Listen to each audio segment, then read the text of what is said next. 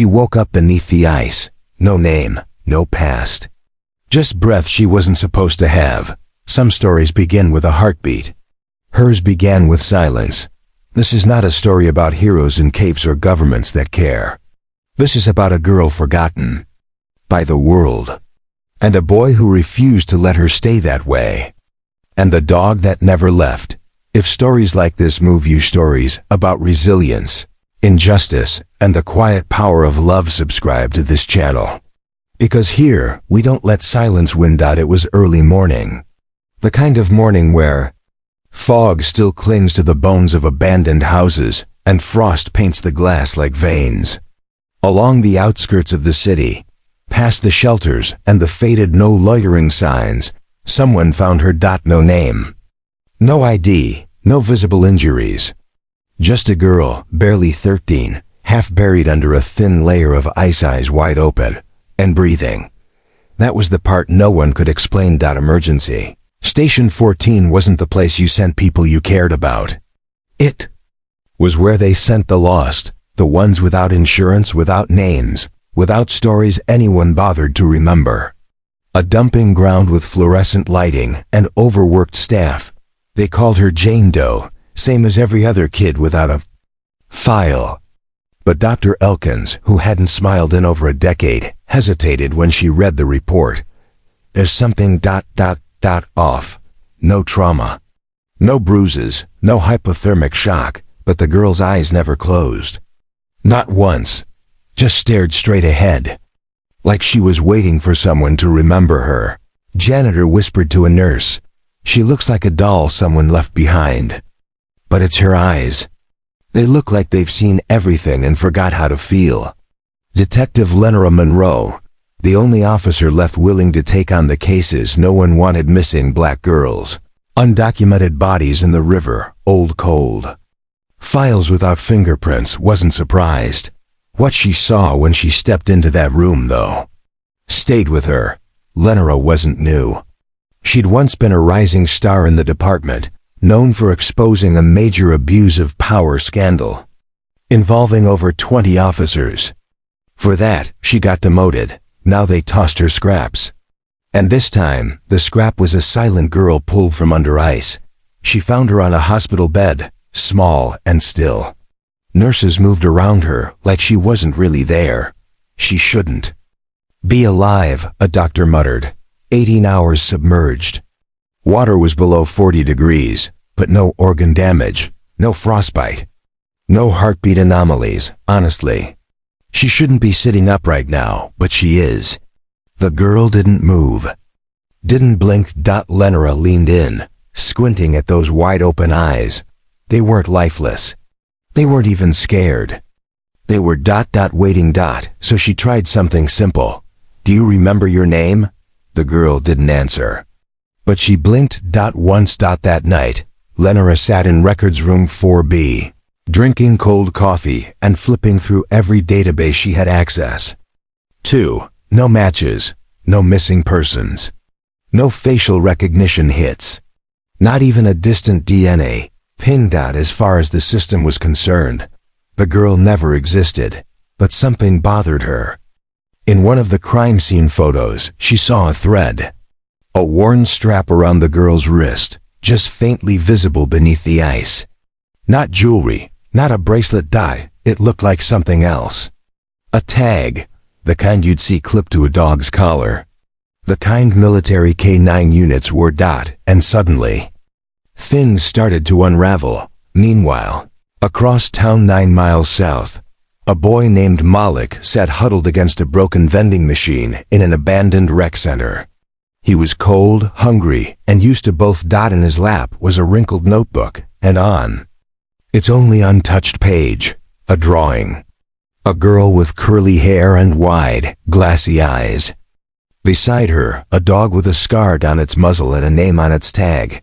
Echo. Malik had drawn that scene 63 times, and not once had he drawn her smiling. He didn't know why he kept drawing her. Maybe because she was the only face in his life that hadn't blurred with time. He called her Nova not because she told him that was her name, but because it felt right. She was like those stars he used to read about in second-grade science class. The kind that burned out quietly, without anyone noticing, then exploded back into the sky when the timing was right. That's what Nova felt like. A girl no one noticed. Until she came back, and when she did, she was frozen. Malik used to be someone. At least that's what people told his mom at church. That boy's got something in him, smart, real sharp. Reads like he's twice his age. Yeah, well, being smart didn't feed you when your mom couldn't feel her legs after 12-hour shifts, cleaning floors no one ever thanked her for. Being sharp didn't keep the landlord from padlocking the door when the heat bill went unpaid. For the third month straight, he dropped out of school at 13. No one stopped him. The attendance officer didn't even notice he was gone until spring. By then, he was selling plastic bags of ice at the gas station and patching windows in. Exchange for stale sandwiches, he could handle the hunger. He could handle the cold. But forgetting Nova? That's where he drew the line. They met at the old community center on 39th and Durham. The place used to host literacy programs for kids until the funding dried up. Now it was nothing more than a shell of cinder blocks and graffiti. Half the roof caved in. The hallways smelled like mildew and regret, but it was warm inside. And sometimes warm was enough. Nova stayed in one of the old supply closets. Malik stumbled on her while looking for a place to sleep that didn't involve rats crawling over his feet. He hadn't meant to scare her, but she didn't scream, didn't speak. Just sat there, legs curled up, arms hugging her knees like she was trying to fold herself into something even smaller. Her eyes met his, then drifted away. He backed out of the room that night and left a sandwich on the floor. Just in case. The next morning, the sandwich was gone. So was she. But 3 days later, he saw her again, this time in the corner of the basketball court, sketching something in the dust with a stick. A dog. Big, scarred.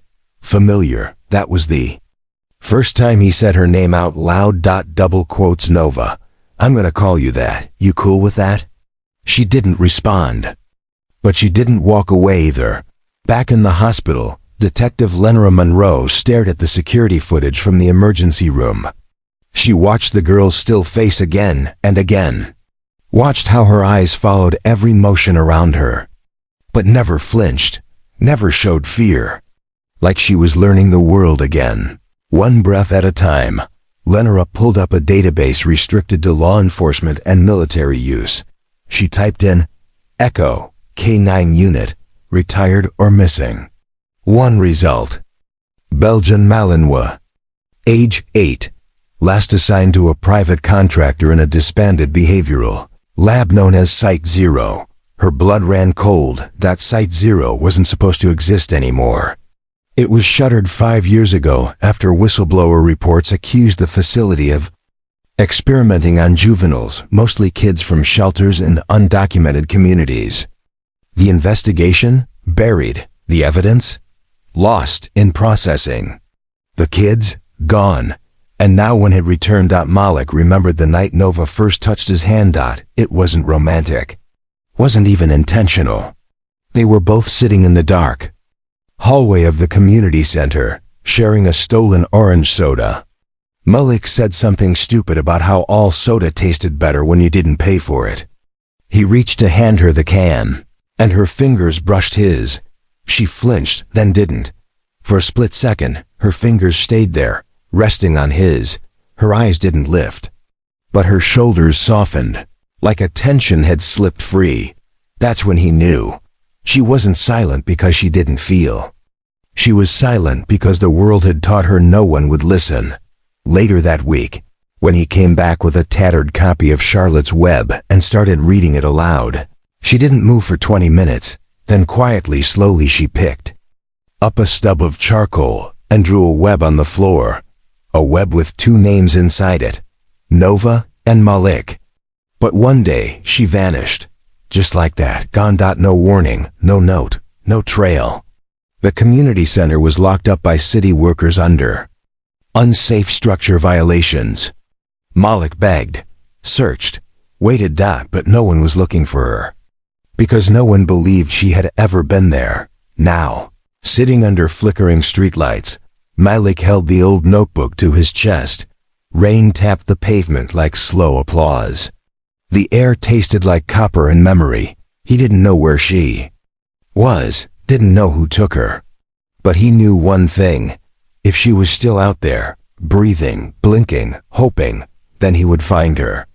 No matter how deep the ice, Detective Monroe stood outside the hospital's east wing, hands buried deep in her coat pockets, staring at the glow of the vending machine through the rain-slicked glass. The machine was out of order, had been for months, but the way its red and green lights flickered through the steam made her think of Christmas. Or at least the idea that she hated this time of year, not because of the cold. Because of the silence it brought with it. The city got quieter in the winter. No protests, no rallies. No children yelling across alleyways. Just silence. And in silence, the forgotten stayed forgotten, until one of them floated up through a crack. In the ice, she lit a cigarette, half out of habit, half out of defiance. Hospital policy said she shouldn't, but hospital policy also said Jane Doe didn't exist. So she drew the smoke in, slow and bitter. There was a child upstairs who had no origin. No school records, no vaccinations, no foster files. No paper trail at all. And yet, she was fluent in stillness. Too fluent. Monroe had seen girls like this before, refugees who crossed state lines with bruises and borrowed names. She'd seen the damage bad systems could do to good kids, but this one? This girl wasn't broken. She was paused. Inside the room, the nurses had changed shifts. The night crew was gentler, maybe because they saw too much, maybe because they felt powerless to stop it. One of them, a soft-spoken man named Chris, had brought in a snow globe from the gift shop and placed it near the foot of the girl's bed. She might like it, he said. Oh, or she might not care. But it's something. The girl didn't look at it, but her eyes moved barely toward the sound of the plastic base being set down. Chris smiled. That's good. That's something, right? Then he glanced at Monroe, who stood at the door watching like a shadow. You gonna talk to her? He asked. I have, Monroe replied. Chris raised an eyebrow. And? She blinked. He nodded. That's more than some do. That night, Monroe did something she hadn't done in a long time. She called in a favor, not from anyone official. The official channels had already failed her years ago. She called Tariq, a data analyst who worked freelance now after burning out of Homeland Security. He owed her. And he still had access to systems she didn't. Need a name search, she said when he picked up. Give me a minute to yawn. Then talk, he said. She told him about the girl. Site 0, the K9 tag that might have belonged to Echo. He was quiet for a beat. Then, are you telling me you found one of the kids? I think I found the one they wanted erased. Across the city, Malik sat under a bridge watching buses hiss by like beasts dragging their tails in the night. His stomach growled, but he didn't notice anymore. Hunger had become background noise. He had Echo's tag. Now he'd found it months ago near the place they used to hide out. Rusted, dented, with the words barely legible. Echo, SOK9. He didn't understand what it meant back then. He just knew that Nova used to trace the letters on it with her fingertip like it was sacred. Now, he wore it around his neck on a shoelace. He pulled the notebook from his coat again, flipping to the last page. Nova, him. Echo. 3 stick figures, hand in hand. The drawing of a world that never existed. A world that might still be possible, if he kept walking. Detective Monroe was in the records room when Tariq called back. I found something, he said, voice lower than before. She straightened up. A name? No. A signature. An internal memo marked non-admittable case, tagged to a closed apartment from 5 years ago. Site 0? Yes, but get this. It wasn't under Health and Human Services. It was under defense. You know what that means? She sat slowly. This wasn't just social experiments. No, he said. It was behavioral weapon testing. On minors. She didn't speak for several seconds. The silence roared in her chest. She's a survivor, Monroe finally said. Tariq sighed. No, she's a liability. That's why you need to disappear her before someone else does. The wind howled that night like it knew a secret. Inside her hospital room, Nova sat up without help for the first time. No one saw her do it. No one. Noticed the subtle shift in her posture. But when the nurse came in, she found the snow globe in her hands turned upside down. Shaken. Little flecks of glitter floated around inside. Nova watched them fall and whispered, barely audible, the name. No one had heard her speak since she was pulled from the ice. Malik. That night, Nova dreamed. Not of fire, not of running, not even of fear. She dreamed of light, a flickering ceiling light in a dusty room. A boy sitting cross-legged, reading aloud with his finger following the lines, his voice soft and a little uncertain. His hoodie was 2 sizes too big. His shoelaces didn't match. And when he looked up at her to make sure she was still listening, he smiled like her silence didn't scare him at all. In the dream, she almost smiled back. Almost. But then the light above them buzzed and went out. Darkness swallowed everything. And when she opened her eyes, she was back in the hospital bed, the snow globe still in her hands, cold pressed against her palm like truth she wasn't ready to hold. The nurses found her awake at 5:14 a.m. sitting upright, alert, silent. She hadn't moved all week. Now she sat like she'd been waiting for something to start. Chris, the soft-spoken nurse, called Monroe immediately. She's different this morning. How? Monroe asked, already grabbing her keys. She's focused, like something switched on. I don't know, it's in her posture, her hands, her eyes. Monroe got there 15 minutes later. Coffee still steaming in a cup she forgot. Toe sip. She stood at the foot of the bed and watched the girl for a long moment. Nova stared straight ahead. Unblinking, Monroe took a step closer, then another. And another. She crouched down until they were eye level. You said his name, she whispered. Nothing. Monroe took a folded paper from her coat and slid it across the bed. It was a copy of the sketch from the notebook Malik had left behind, smuggled in from someone Monroe trusted. She didn't even know how the boy had drawn it so precisely. It was crude, but unmistakable. A girl, a boy, a dog. Nova's fingers hovered over the page. She didn't cry. She didn't gasp. She simply laid her hand down, flat over the boy's figure, and whispered again, almost soundless, Malik. At that exact moment, across the city, Malik was being told to leave a shelter's food line. He hadn't stolen anything. He hadn't made a scene.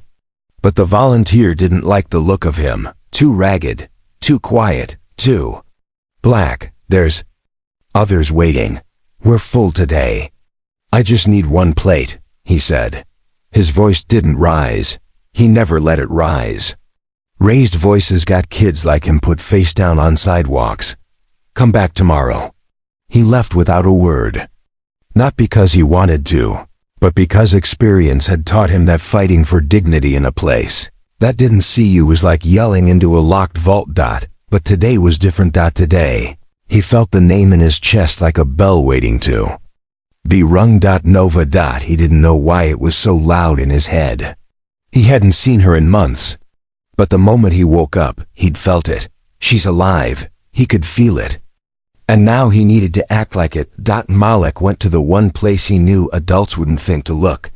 The alley behind the old Dixon Brothers pharmacy. 3 blocks from the shuttered community center. Kids left things there. Kids watched things. There. One of those kids was a boy named Juice, a wiry 12-year-old with many missing teeth and a sixth sense for what cops didn't notice. Malik found him counting stolen vape pens behind a dumpster. You still trade info? Malik asked. Juice glanced up. Depends. You got food? I got something better. He pulled Echo's tag from his pocket. The kid squinted. That a real one? Military issued. Juice whistled low. What you want? Info on a girl. Black, small, quiet. Might have been picked up by city workers last spring. From Durham. Center. You mean that haunted place? Malik said nothing. Just waited. After a long beat, Juice nodded slowly. Maybe someone saw something, he muttered. But it'll cost you. Malik slid the tag into the kid's palm. If you tell the truth, it's yours. Back at the hospital, Monroe had a decision to make. She shouldn't involve the kid. She shouldn't follow up on a whisper and a sketch. But she'd learned the hard way that waiting for permission usually meant arriving too late. So she opened a blank folder, scribbled unofficial at the top, and began writing down everything. She had Nova, black girl, approx. 12 to 13, no known ID, located frozen in Lake Edge sector, no cold exposure injuries, no memory of origin. Spoke one name, Malik, dog reference, Echo, SOK9. Possible link to defunct federal program, Site 0. She paused. Then wrote, likely survivor of black bag experimentation. Unconfirmed. If true, dangerous. She tapped the pen twice, then stood. She had to find this boy. Before someone else did. Nova's condition was now under silent observation by more than just nurses. That afternoon, a man in a gray coat with no badge and no name walked through the hospital lobby and flashed a smile too rehearsed. He stopped. At the front desk. I'm here for the girl from the lake. The receptionist blinked. Do you mean Jane Doe? He smiled wider. Yes, that's her. Are you family? He didn't answer. Just slid a laminated card across the desk. Whatever it said, it made the receptionist swallow hard and buzz the floor without another word. Monroe never got the hospital alert, but Nova did. Something in her stilled the moment the man stepped off the elevator. She didn't know how. Didn't know why. She just felt it. Like frost creeping up her spine.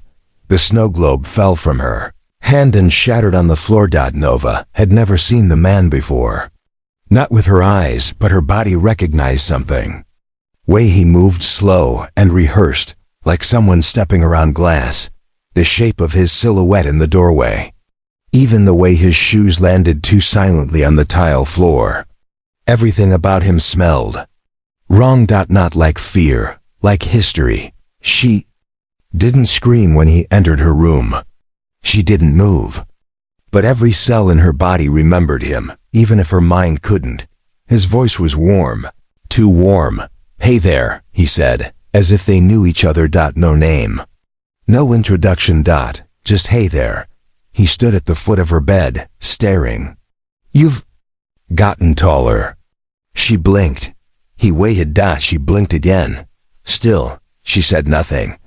He reached into his coat and pulled out a small metal object.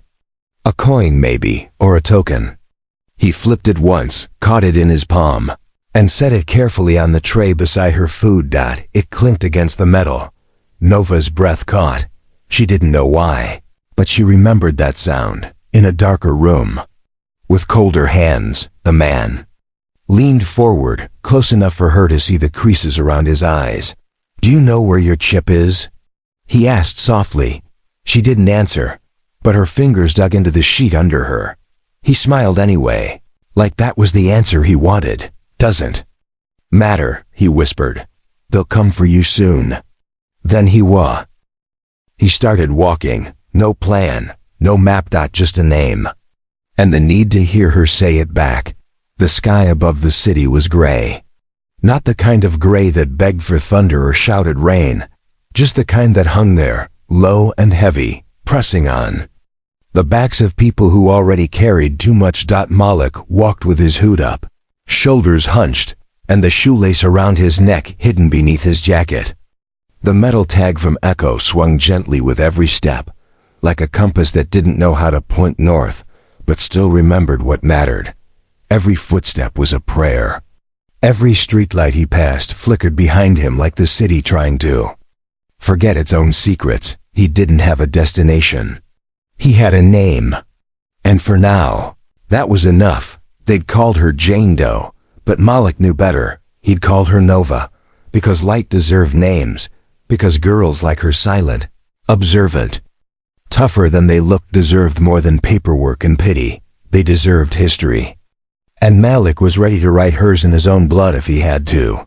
2 years ago, if someone had told him he'd be chasing ghosts through frozen alleyways and city records, he would have laughed. Back then, life was simpler. Books, homework, mamas, Sunday stew in a backpack that still had hope in its zippers. But life had a way of turning sharp when you least expected it. One eviction, one layoff, one medical bill, and suddenly you weren't a student anymore. You were a liability. A number on a forgotten waiting list. A boy with too much potential and nowhere to put it. And yet, out of that wreckage, Nova had appeared, not as a savior, not as a damsel, but as a mirror. She didn't ask him for anything.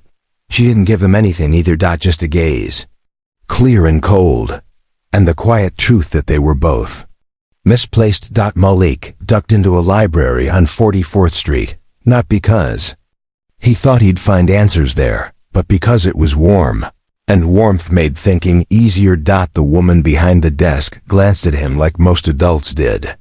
Suspicion first, then something close to pity, then indifference. He ignored her, walked to the back, pulled out a public terminal. Typed in, Site 0 access denied. He leaned back, exhaled. Tried something else. Children recovered from experimental programs. Behavioral labs closed by federal agencies. Echo SOK 9. Each result was vaguer than the last. Buried pages. Dead links. Scans of redacted files so blacked out they looked like ink spills. But there on the 5th page of an unarchived forum post, he found it. The girl from under the ice. She's real. She's awake. They're covering it up. I saw the footage. They deleted it now, but someone saved it. Hashtag Jane is Nova. His blood ran hot. He wasn't the only one who remembered. Nova sat in her hospital bed like a soldier waiting for orders.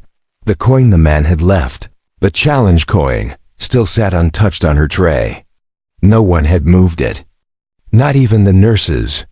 As if they could sense it didn't belong.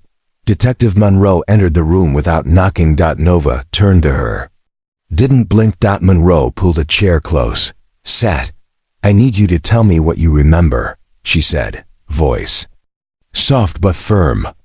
Even if it's pieces, even if it doesn't make sense. Nova didn't answer, but she looked down at her wrist.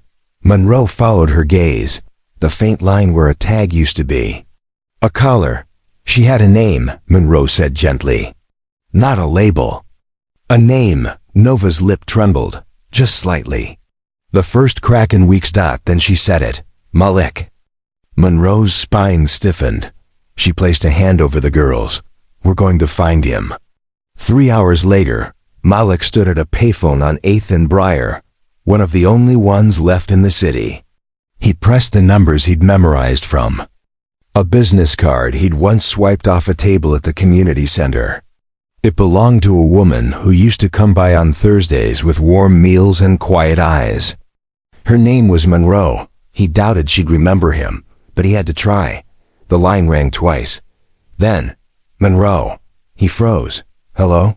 He swallowed. You're looking for a girl. Name's not Jane. A pause. Then, who is this? She's Nova. She used to draw stars on the floor with a stick. She likes raspberry jam even if she never says so. She remembers words before she speaks them. Longer pause. Then, where are you? And just like that, the thread snapped taut. 2 points. On a map, a girl in a hospital bed. A boy in a hoodie with dirt on his sneakers and fire in his chest, headed toward each other. Again, Malik stood still beneath the cracked neon of an old payphone booth, fingers curled against the cool metal frame, listening to the breath on the other end of the line stretch longer than it should. The voice that finally responded belonged to a woman he'd never met. Detective Monroe, but somehow, it sounded like someone who didn't flinch at hard truths. He wasn't sure if she could be trusted. He called anyway, not for himself. For her. For the girl who once sat silently across from him, scribbling stars in the dirt. Nova. A name he'd given her because light should have names. Because girls who didn't speak still needed someone to remember how they looked when they did. "Meet me, 12th and Maple. 15 minutes, the woman said, her tone clear, unflinching. Not warm but not cold, either just real. Malik hung up. No thank you, no hesitation. There was no time for either. He was grateful, sure, but gratitude came later, if there was a later. Right now, anyone asking about Nova was either dangerous or late. Not because they'd hurt her, but because most people, even well-meaning ones, saw girls like her as cases to file, as risks, as ghosts. But she wasn't any of those things. She was Nova, and he was the only person who'd seen her before the silence tried to erase her. Up, on the 6th floor of St. Cyprian's Hospital, Nova sat by the window, the midday light brushing against her cheek like it wasn't sure it was. Allowed to. She didn't flinch. She didn't react. But her body registered the warmth. Not in any way the nurses would chart, but in her breath, how it paused for a second longer before continuing, like her lungs were learning to trust the air again. She knew how to fake stillness. She'd been trained for that, even if she didn't. Remember when or by whom? When the doctors looked at her, they saw a child who'd survived something medical science couldn't explain. But Nova didn't want to be explained. She wanted to exist. To breathe and blink and remember in her own time. She knew they watched for eye movement, for tremors, for any sign they could label progress. But she didn't move for them. She moved for herself. And when she whispered his name for the second time, Malik, she didn't do it because they asked. She did it because saying it made her feel like she hadn't been erased completely. When Monroe came back into her room later that morning, Nova didn't turn to look. But she knew.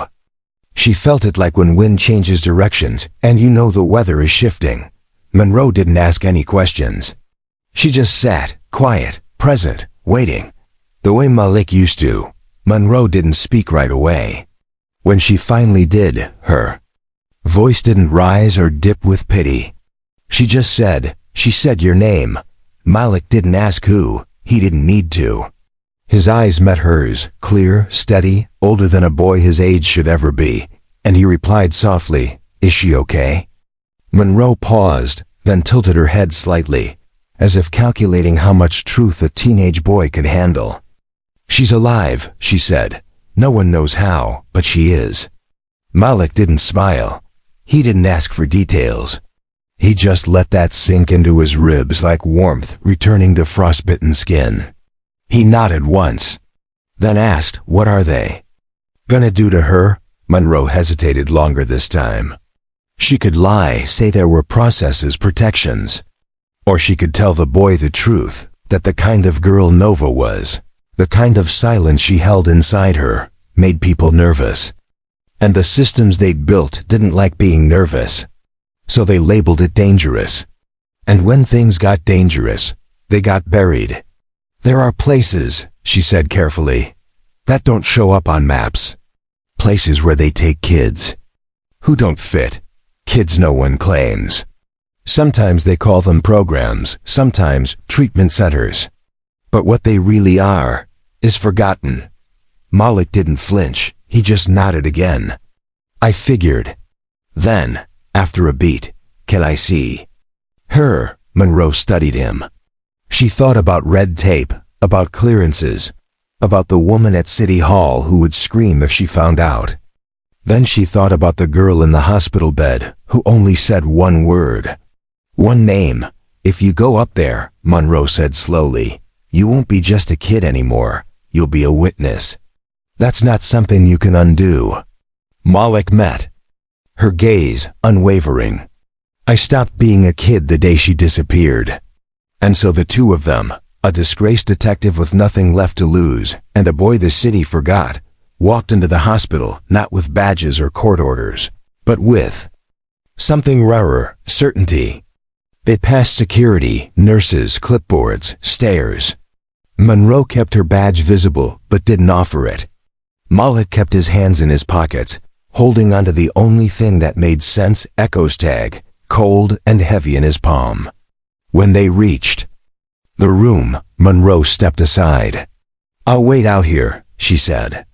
Malik pushed the door open slowly. Nova was sitting upright, hands folded in her lap, eyes on the window.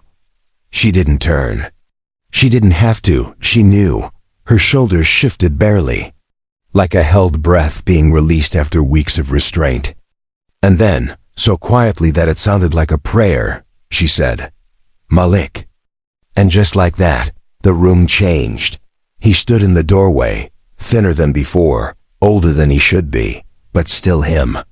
Still Malik. She turned her head, eyes meeting his like they'd never stopped talking. And in that moment, no machines beeped, no staff entered, no shadows loomed. It was just them. A boy who remembered her name, and a girl who never forgot his face. Malik didn't speak at first. He stepped inside slowly, as if afraid a sudden movement might wake her from something fragile. But she was awake. She had been for hours, maybe days. Awake in a way the nurses hadn't noticed, the doctors hadn't understood. Awake not in body, but in the way her eyes stayed locked on the possibility of something returning. Now that he stood before her, it was like everything else, the hospital bed, the monitors, the fluorescent buzz of institutional light faded to grayscale. She didn't smile. Nova didn't do smiles, not the way people expected. But her eyes, they changed. That invisible veil that had covered them since the night she was pulled from the ice, it shifted. Just enough for him to see the girl she had been. The one who used to draw constellations on cracked concrete. The one who used to touch his wrist, silently asking him to keep reading even when her eyelids were heavy. He walked closer, his movements still careful, not because he feared her but because he respected what silence meant to her. Some people talked to fill space. Malik knew better. Nova didn't need noise. She needed presence. When he was close enough, he pulled the chair beside her bed and sat down. Not across from her, not over her, beside her, like always. He took the shoelace from around his neck and slowly unraveled it. At the end of it was the tag, Echo's tag, scratched, dented, and still warm from the heat of his chest. He placed it on the edge of the bed between them. She looked at it, but not for long. Then her eyes returned to him. Still, she didn't speak. She didn't need to. Because Malik did. "I thought you were gone," he said, voice low but steady. "Everyone said you didn't exist, like you were just a shadow I made up." His fingers brushed the edge of the tag. "But I remembered everything. The way you never looked scared, even when you were. The way you traced the letters when I read to you. The way you called Echo without using a single word." Nova's eyes shimmered, just barely but not with tears, with clarity. With something slowly warming beneath the frost. Malik leaned forward, elbows on his knees, gaze never breaking. "They can't take that from us. I don't care what they erased. You're not gone. And I'm not leaving." Still nothing. Not a sound from her lips. But then, slowly, her hand moved, deliberate, measured, as if each inch of motion had to pass through an invisible layer of fear. She placed her palm flat against the bedsheet, just beside his, close enough for him to feel the heat from her skin, but not touching. Not yet. He looked down. Then, with that same quiet care, he turned his hand so their pinkies barely brushed. She didn't pull away. He didn't press further. It was enough. That contact, so small, it wouldn't have shown up on any chart, wouldn't have triggered any alarm, was a tectonic shift. It said, "You're here. I know you're here. And I'm still here too." They stayed like that for what felt like hours. No conversation, no performance. Just the quiet miracle of recognition. Of two souls who had known each other without needing words, finding each other again in a world that had tried its best to make them invisible. Finally, Nova spoke. One word, quiet, croaky from disuse, but clear, echo. Malik smiled, the kind of smile that took effort and cost something. He nodded. He's not with me now, but he's alive, I think. He's looking for you too. Nova's mouth twitched something like the ghost of a smile or a muscle remembering how. Then, slowly, she opened the drawer beside her bed, reached in, and pulled out a folded piece of paper. She handed it to him. He opened it carefully, unsure what to expect. It was a sketch drawn in blue pen on hospital stationery. A boy, a girl, and a dog. This time, the dog stood in front of them like a guard. The boy's hand was reaching for the girl's, and in the corner, written in shaky block letters, was one word, remember. Malik exhaled, deep, slow, then folded the paper again, like it was made of gold. I will, he said, always. Outside the room, Detective Monroe watched through the glass panel. She didn't interrupt. Didn't take notes. She wasn't there as a cop, not anymore. She was something else now, a witness. To the thing that survived systems, that bloomed in silence, that healed in spaces too small for policy. She watched the way their fingers didn't fully touch but never drifted apart. The way Nova leaned so slightly toward the boy who had never stopped believing she was real. Monroe's phone buzzed in her pocket, a restricted number. She ignored it. For now, this was what mattered. The room was still, but Malik felt the shift. It wasn't in the lights or the temperature or the sound of footsteps in the hallway. It was in Nova's shoulders. The way they tensed, then slowly untensed, like a warning echoing just beneath her skin. He'd seen it before, back in the community center when she'd sensed something off before anyone else did. A stranger outside, a door creaking the wrong way, a light flickering too long. She didn't flinch or run, she absorbed it. Like she always did. But now here, she was different. She wasn't absorbing. She was alert. Malik leaned in slightly. Is someone watching us? He asked, barely louder than a breath. Nova didn't nod, she didn't blink. But her eyes, steady and dark, shifted past him to the door. Just once. Then back. That was enough. Malik stood slowly and walked to the door. Outside, Detective Monroe was still there, leaning against the wall with a look that had less to do with observation and more to do with calculation. She'd been on the phone. Her shoulders were tight. Not in that exhausted way she usually carried herself, but in the way someone gets when they've just been given a choice they don't want to make. She's not safe here, Malik said. Flatly. Monroe didn't answer right away. She met his eyes, and for a moment, they simply looked at each other.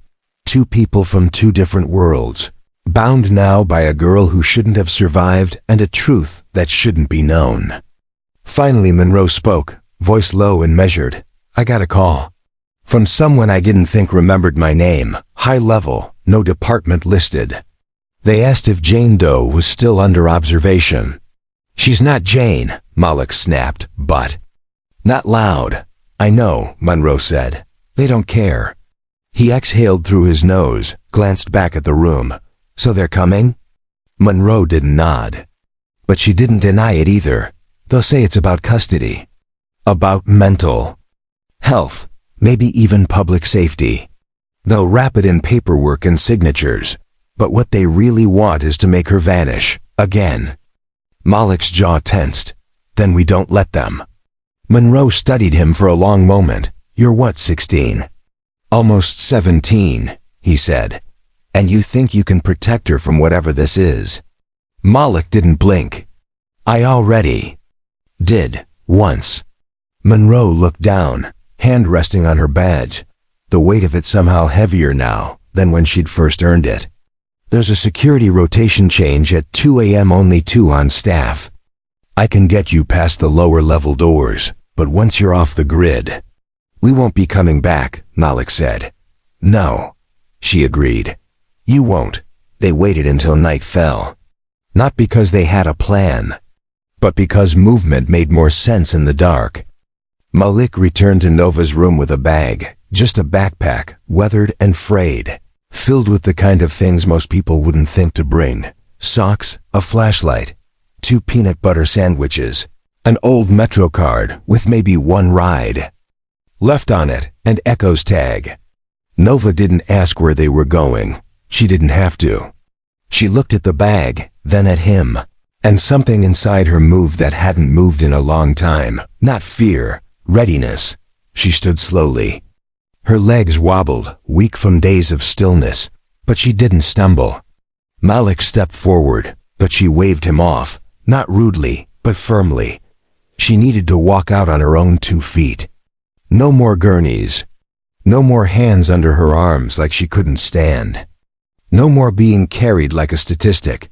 Monroe met them at the end of the corridor, near the stairwell marked Service Access Only. Her coat was zipped. Her badge was off. She handed Malik a folded piece of paper, hand-drawn directions, old.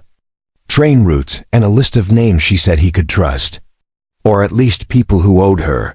They'll be watching everything digital, she said quietly. You disappear by going backward. No phones, no trains with cameras. Stick to side streets, underpasses. Get to the edge of the city and vanish. Malik nodded. What about Echo? Monroe hesitated. He's not in city records.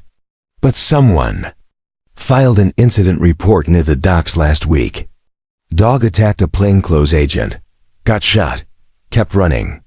The guy needed stitches. Said the dog had eyes like it understood English. She paused.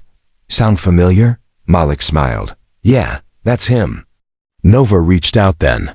Not for the bag, not for Malik's hand, but for Monroe's sleeve. The gesture was small, tentative. She didn't speak. Just looked up and held her gaze for a second, longer than most people could bear. Monroe didn't cry, but something in her eyes cracked. You were never supposed to make it this far, she whispered. So make it count. And then they were gone. 2 kids, no last names, no real documents. Just a backpack, a scarred metal tag, and a bond too quiet for the world to recognize until it was already too late to stop. They didn't run. They walked out of the hospital, into the dark, together. They didn't speak for the first hour. Not as they slipped through alleys wrapped in chain link and shadow. Not as they took the service stairs behind the laundromat Monroe had circled on the map. Not even as they moved past the sleeping forms of the city's other forgotten, the men curled in blankets beneath freeway exits, the women guarding shopping carts like lifelines. The night felt thick, not heavy exactly, but full. Every sound echoed louder. Every step felt watched, even when no one was watching. But they moved like one body. Nova a half step behind Malik, matching his pace, her hands tucked deep in her jacket. They passed the broken church with its boarded-up windows and graffiti angels. They passed a shuttered pawn shop with flickering neon that buzzed like a dying insect. They passed through the parts of the city no one ever photographs. And finally, just after 3 in the morning, they stopped. It was a small park, the kind no one really uses anymore. Just a patch of dying grass with an old jungle gym and a bench that leaned slightly to one side. Malik led her there, not because it was safe, but because it was out of the way. He checked the shadows, then the street, then finally sat down on the bench and let out a breath that sounded more like a surrender than relief. Nova didn't sit right away. She walked over to the metal slide and touched it. Cold, scratched with initials and curses and forgotten declarations of love. Then she sat at the bottom of it, knees pulled up, chin resting on them. And for a while, they just existed like that. Not together, not apart. Just there.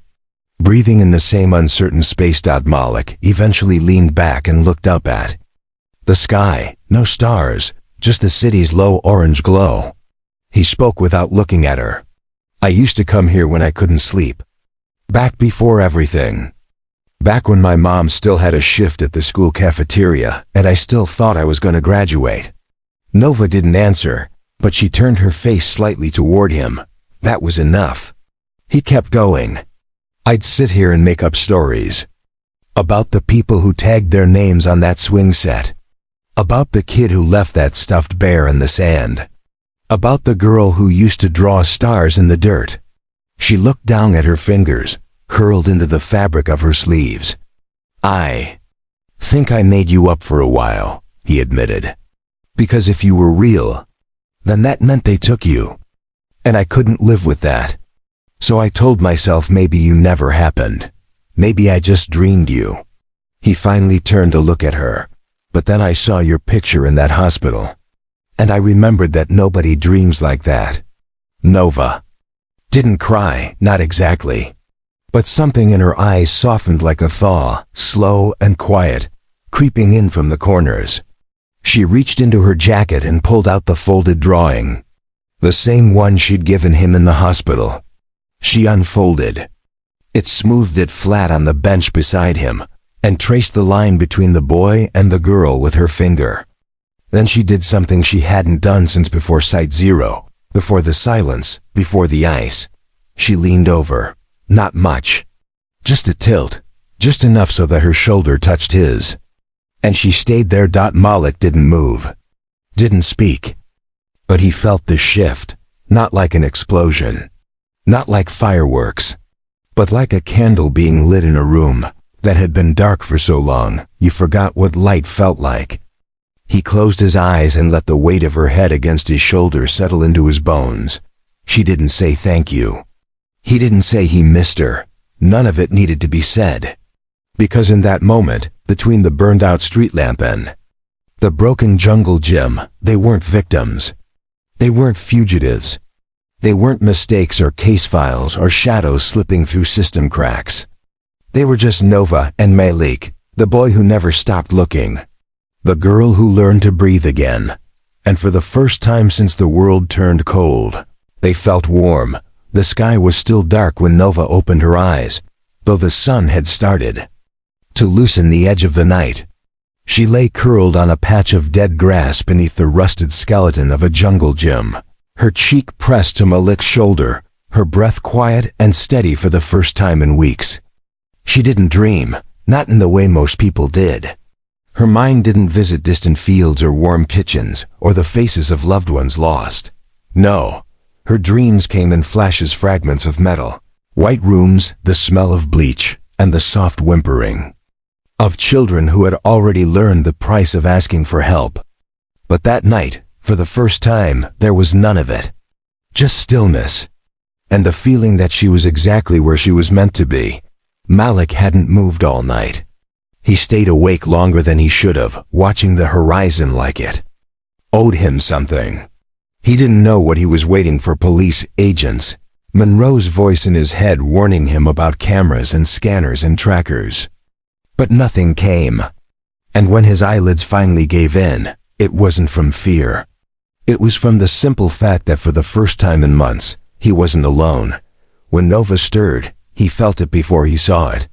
The tiniest motion, just a breath, against his shoulder, and his eyes opened immediately.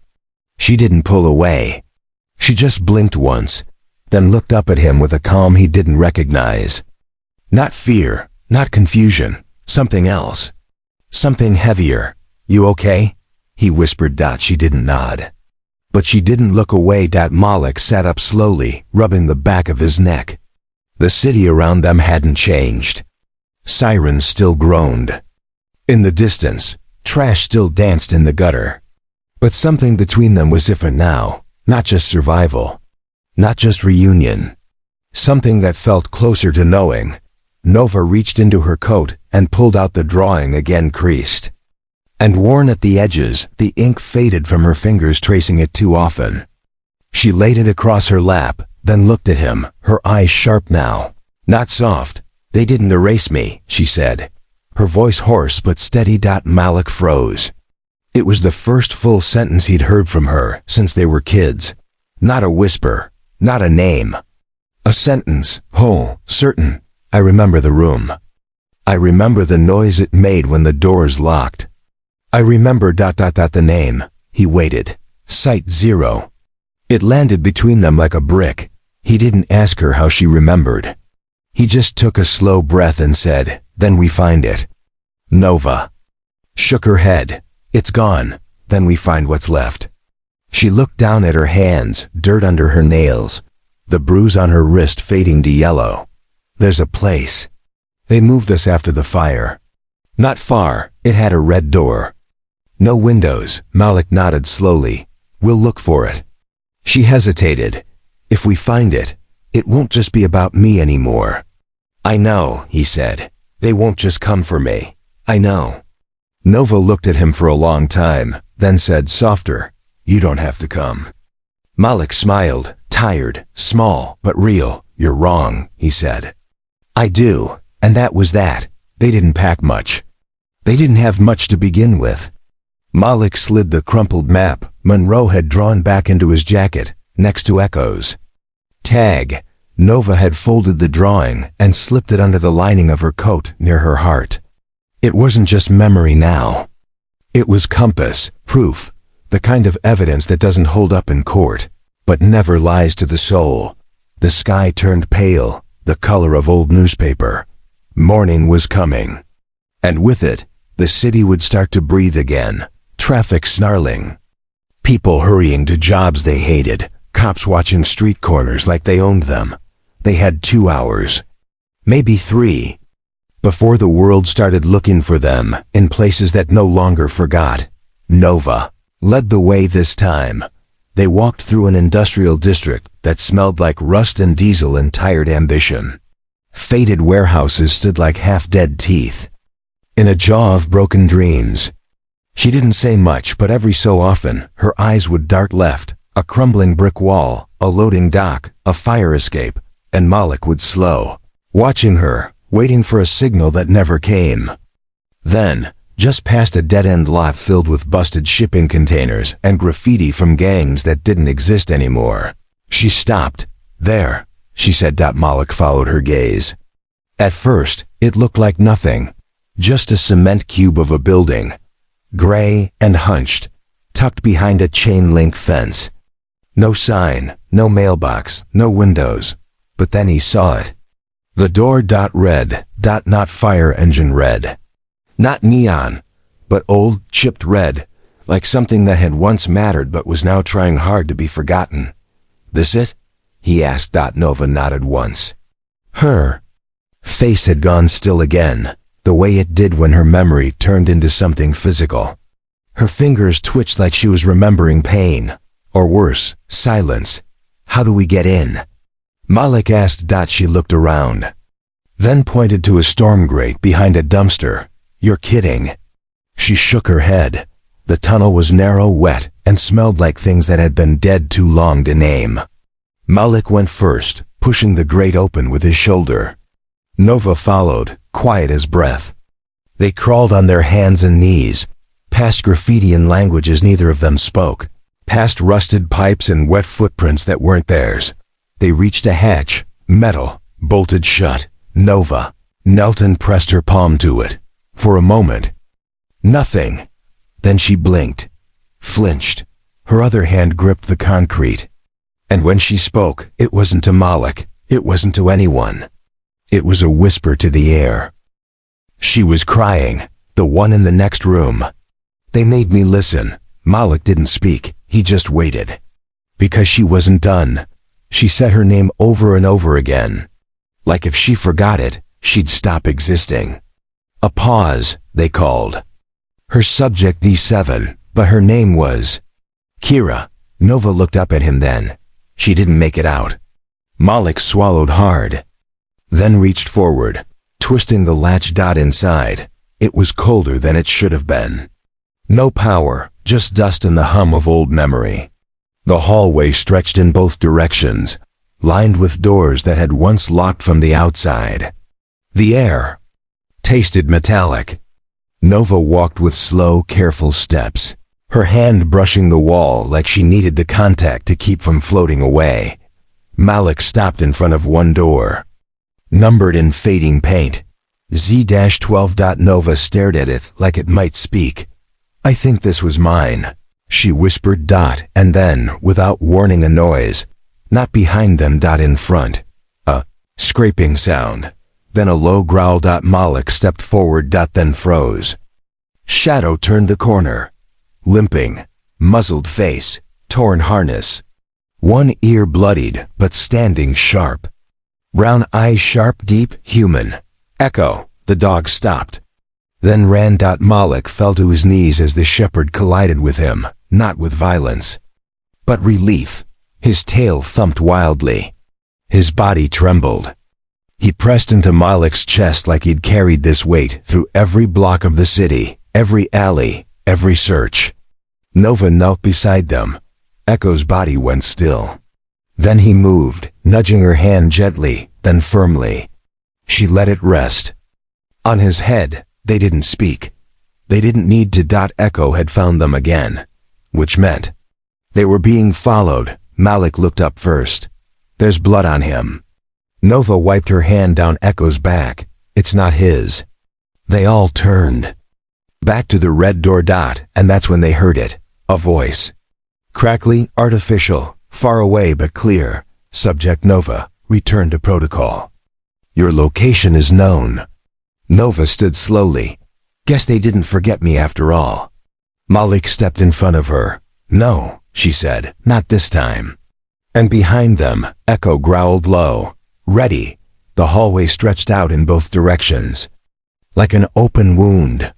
The voice had stopped, but its echo clung to the walls, bouncing around inside Nova's chest like it belonged there, like it had always belonged there. The silence that followed wasn't relief. It was worse. It was the kind of silence that waits, listens, hunts. Echo moved ahead, paused silent even on the broken tile. His head low, tail flat. He sniffed every corner before signaling them forward, with a twitch of his ears.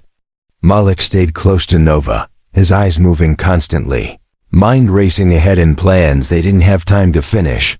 They passed the first room. Then the second. Nova slowed in front of the third. Her hand hovered over the handle, fingers trembling. "I remember this one," she whispered. "There was a boy. He used to tap on the wall in Morse code. He said his name was Benjamin. But they called him B2. She closed her eyes. One day, the tapping stopped. Malik didn't ask what happened. He didn't need to.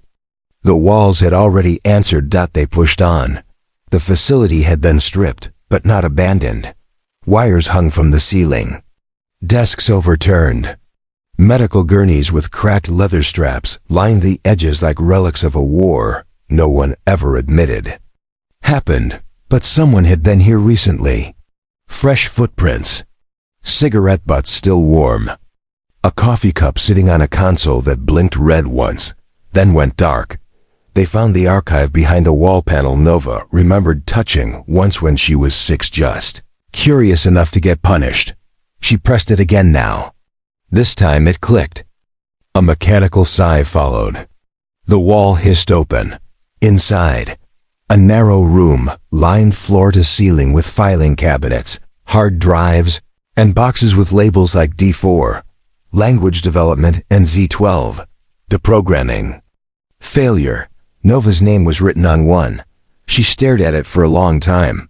"Do you want me to?" Malik began. "No," she said. She stepped forward, pulled open the drawer. Inside were photos. Pages of scanned reports. Diagrams of her brain. Notes scribbled in red pen. Delayed compliance. Resistant empathy. Exposure to D7 compromised results. And at the bottom, a videotape. Labeled only. First vocal test subject Z-12. Nova reached for a dot, then stopped. Malik touched her arm. "You don't have to." "I do," she said. Her voice didn't shake. "They took it. I'm taking it back." She slid the tape into an old monitor beside the cabinet. Static. Then the image flickered on. A white room. A small girl, seated. In the center, wrists bound. A woman in a lab coat stood behind a mirror. Begin prompt. A voice said. The girl flinched. Subject Z12, speak your assigned phrase. Silence. Z12, speak your phrase. The girl didn't cry. Didn't scream. She just looked up, wide-eyed. The screen went black. Malik looked at her. That was you? Nova nodded. They were trying to program your voice? She laughed, sharp and bitter. They were trying to erase it. And then, behind them, footsteps. Echo growled. Malik turned just as the door slammed shut. From the intercom, the voice returned. You were not supposed to remember, Z12. Nova stepped forward, no longer shaking. I do. You were not supposed to survive, but I did. You were not meant to speak again. And Nova, for the first time in her life, screamed. It wasn't loud. It wasn't even angry. It was clarity. A clean, rising note of defiance that bounced off every inch of that wretched place and told the walls, you do not win. And Echo, as if on cue, leapt at the wall. His body slammed into the intercom, jaws ripping into the speaker as sparks flew. And the voice died in static. Nova turned to Malik. We burn it. He blinked. All of it? Every file, every room, every memory they kept that doesn't belong to them. She looked at the photo in the drawer of her, 6 years old, being carried unconscious by 2 guards. She ripped it in half. Then, in half again, and that's how it began. They moved fast. Malik pulled wires. Nova smashed drives. Echo knocked over metal cabinets. They poured solvent across file boxes and tore labels off shelves. They smashed screens and speakers and windows. The fire started small. Malik's lighter, the corner of a report. A whisper of heat. By the time they reached the surface, flames had found their voice too. The building lit the skyline red. The red door glowed, like a beacon before it fell. And when Nova turned away, she didn't look back, not once. The flames clawed the morning sky like a confession too long buried. Smoke bloomed above the rooftops of the forgotten district.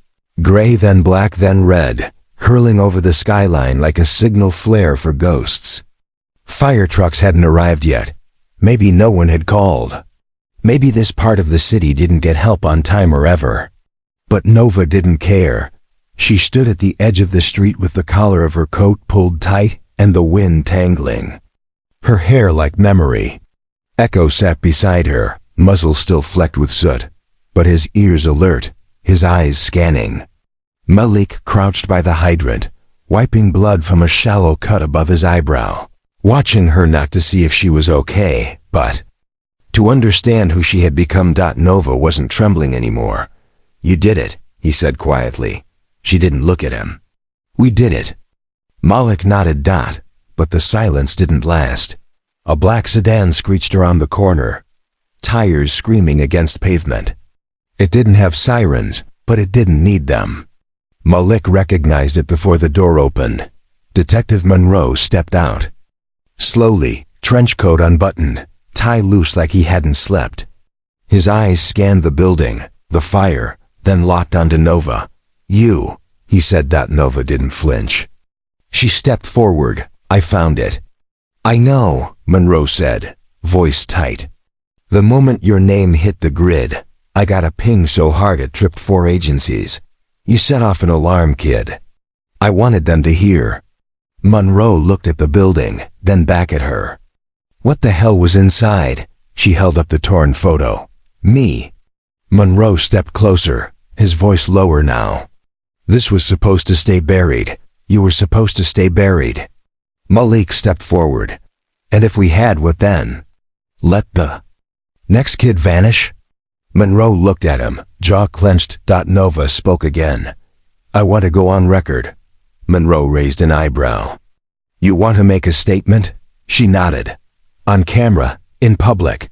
He exhaled slowly. You're not ready for that. Yes, I am. Malik said, "She remembers everything. And there's more like her, out there. Still missing, still labeled."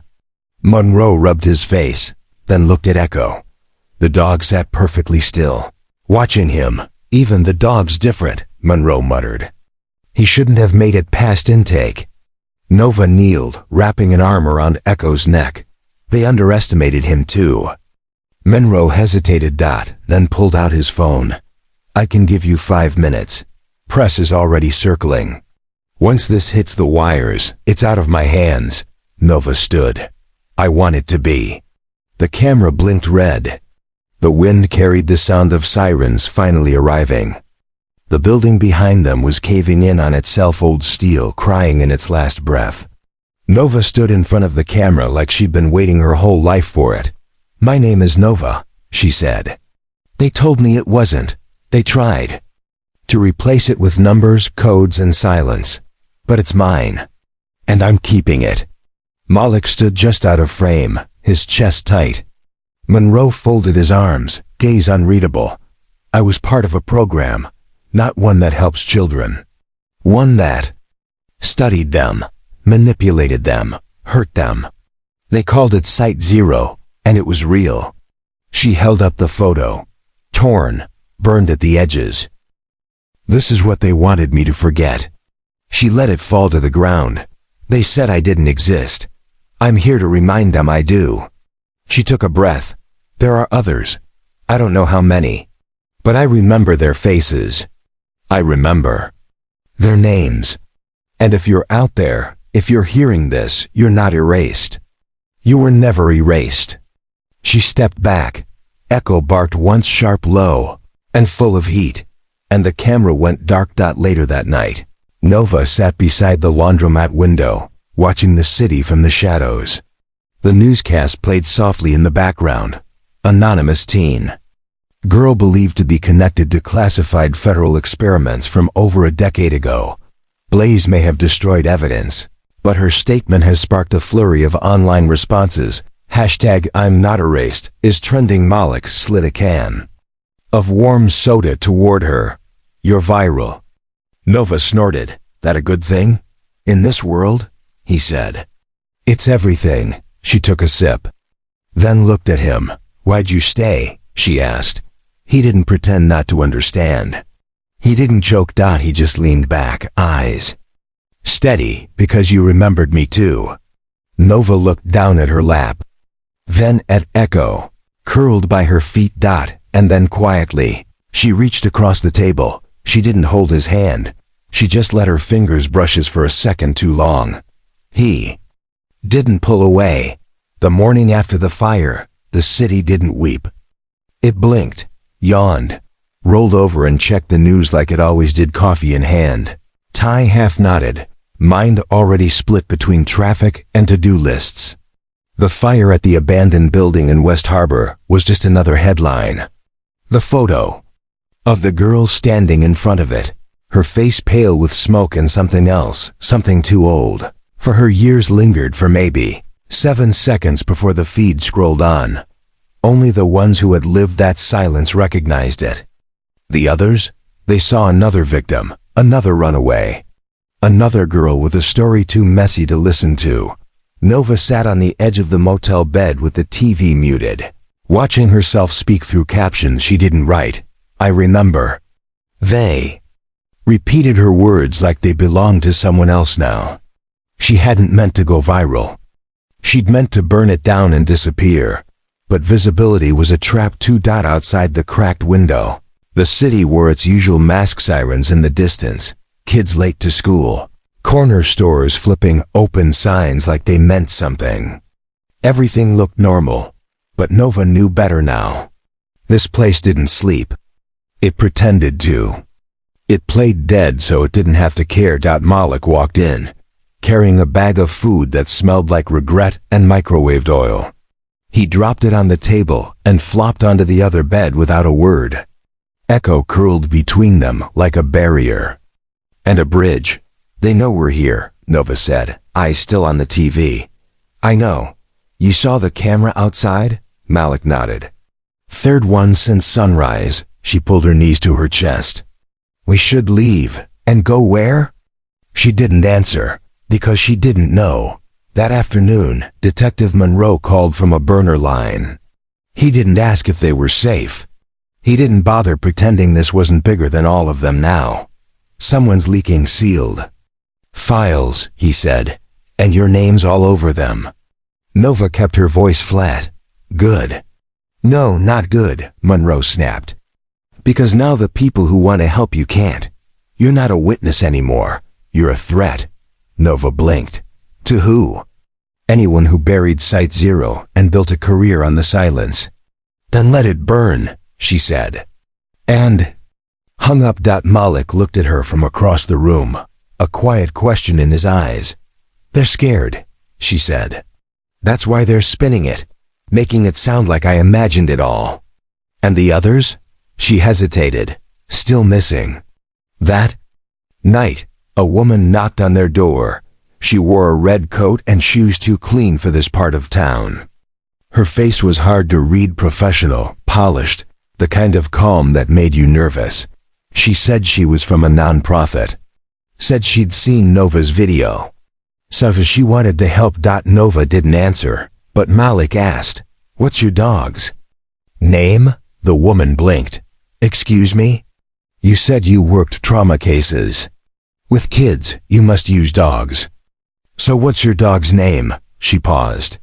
Too long, I don't have one. Malik nodded once. And shut the door. 3 days passed. They slept in shifts, ate in silence. Spoke only when the noise outside changed pitch. Sirens too close. Boots too many, voices too quiet. Nova scrubbed every inch of the room before they left it. Malik watched every car that circled twice. Echo barked at shadows. They weren't hiding anymore. They were hunted. And then on the 4th night someone knocked again. Not a stranger, not Monroe. A girl, 16 maybe, thin, nervous, brown hoodie too big. Eyes too familiar. I saw your video, she whispered. Nova stared at her. The girl reached into her coat and pulled out a lanyard. A hospital ID, subject F3. They called me Freya. Nova's chest tightened. How did you find us? Malik asked, stepping closer. Freya looked down. You said your name. I remembered it. I remembered you.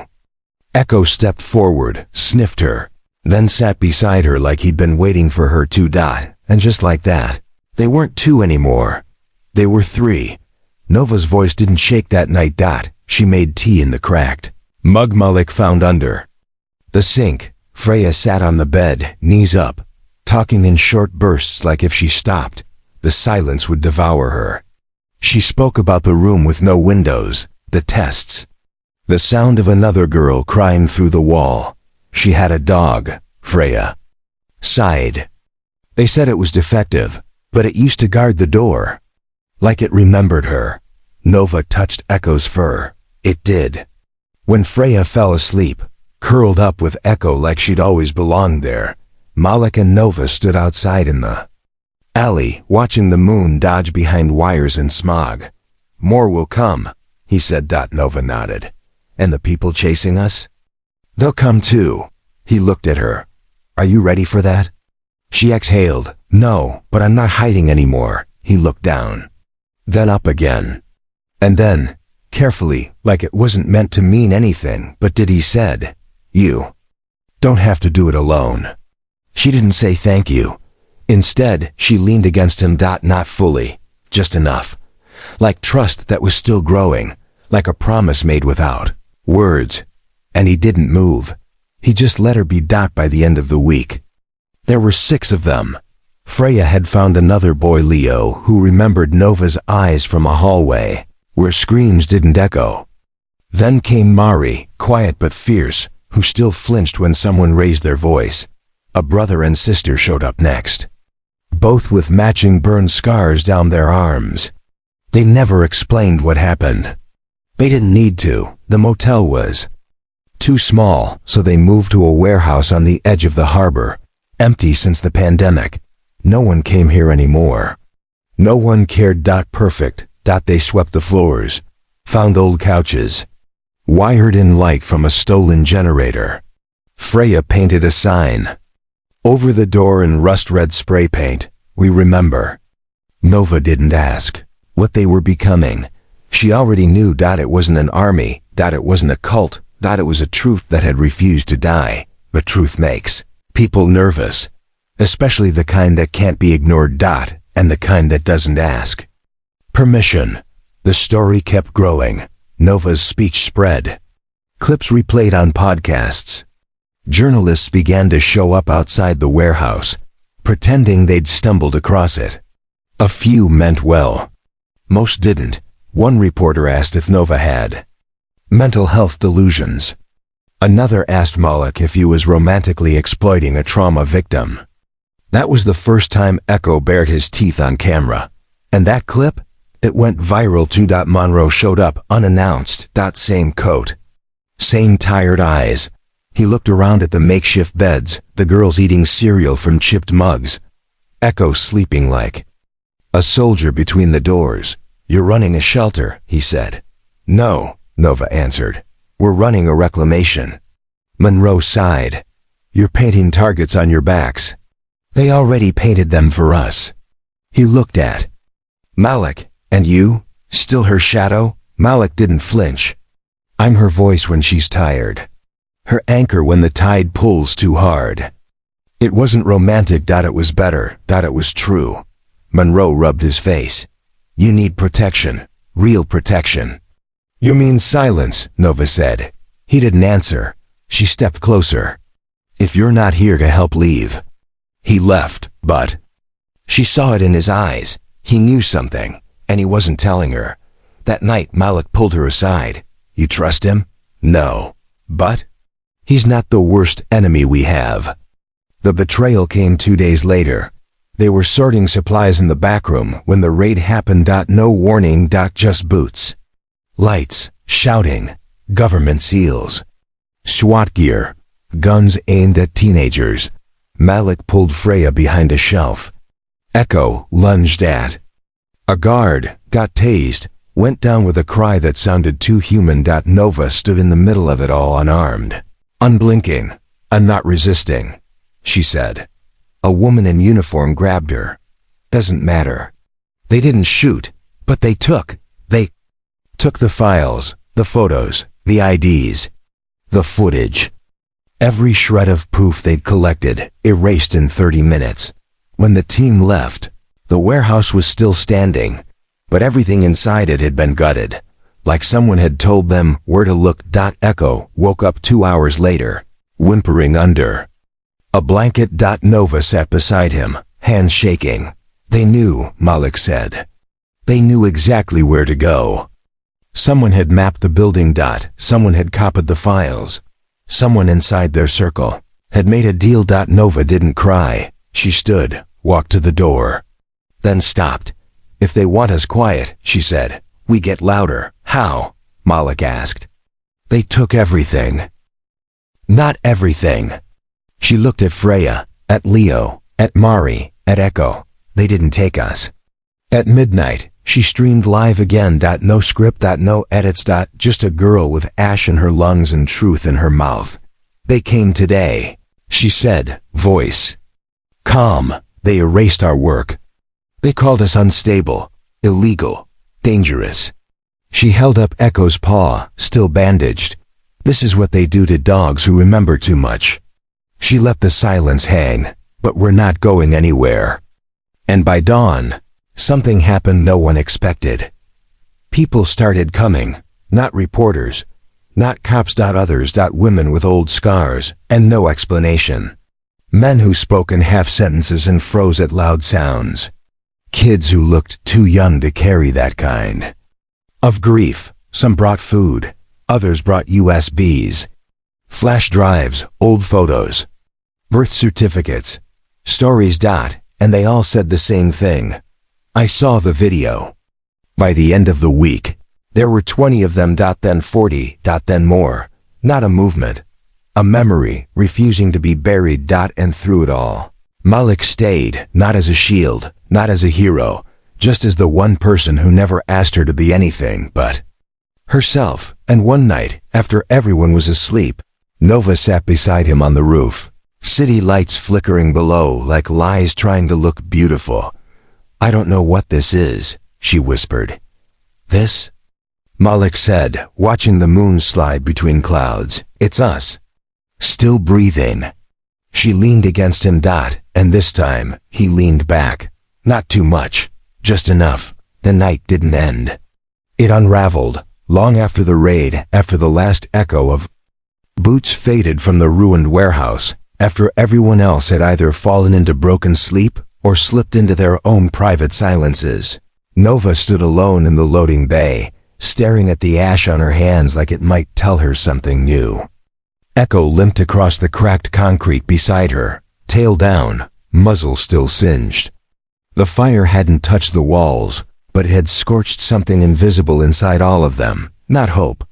Not yet, but the illusion that hope was enough. Malik watched her from the doorway. He didn't call her name. He didn't ask her to come inside. He knew she wouldn't. He just stood there, arms crossed, watching her watch the dark, until finally Nova turned. "They'll come again," she said. He nodded. "I know. They won't stop." "I know that too." She took a shaky breath. "Then we can't stay." He didn't flinch. "So we don't." They left before dawn, before the others woke, before anyone could ask to follow. It wasn't abandonment. It was protection. They took nothing but what they could carry. No files, no photos. Just Nova's notebook, Malik's old jacket, and Echo walking. Slower now, but still walking. Always walking. They didn't speak for hours. The train was nearly empty, silent except for the hum of electricity and the quiet rattle of something loose in the roof above them.